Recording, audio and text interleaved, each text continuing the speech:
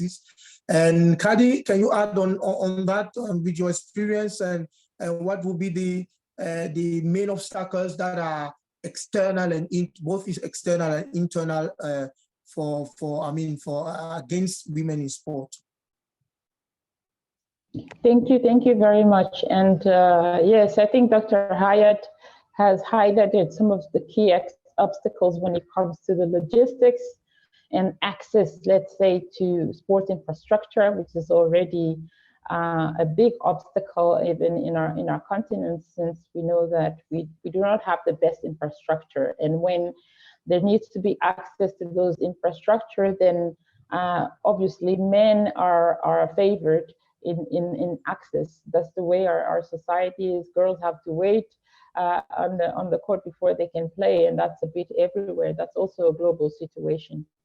Some other obstacle that we can see can also be the lack of feminine figures, and I think media and broadcasting is doing a lot of effort in that way, that females who wanted to be in sport could not see that many role models being as reference for them and for young girls. I think that's also an obstacle when you don't foresee yourself in practicing sport because you don't have strong female images. And this is changing lately. You know, we see a lot of focus and emphasis on female, let's say, in streamlined media and female athletes, and their achievement also being highlighted. And that's also an obstacle that's now being overcome with time. And it's also the lack of disciplines where women can take part in. And I think that was also a great obstacle, the lack of disciplines where women could practice sports. And I think the Olympic movement has been doing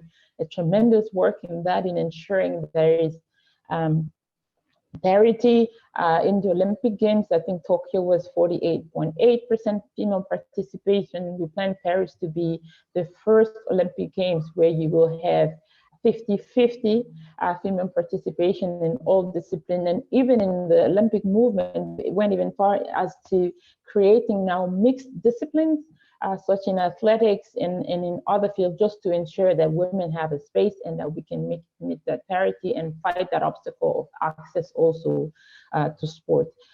So there is still also a lot of, as you say, internal obstacle when it comes to women, because we cannot see ourselves as becoming elite athletes because of also the obstacle of the, let's say, the financial situation of women being involved in sports, because, you know, we don't have the same remuneration and the same aspirations, because you cannot reach the financial, let's say, incentive that are offered for men involved with sports. So that's also an obstacle. So we really need, those are some of the things that I think a lot of international federations are looking into, a lot of sports organizations are looking into as some of the steps to ensure that women can have an equal access to sport and fight some of those obstacles. And I think when we move forward with that, and access and logistics and financial parity and equal access to the sport discipline, then we can move way really forward with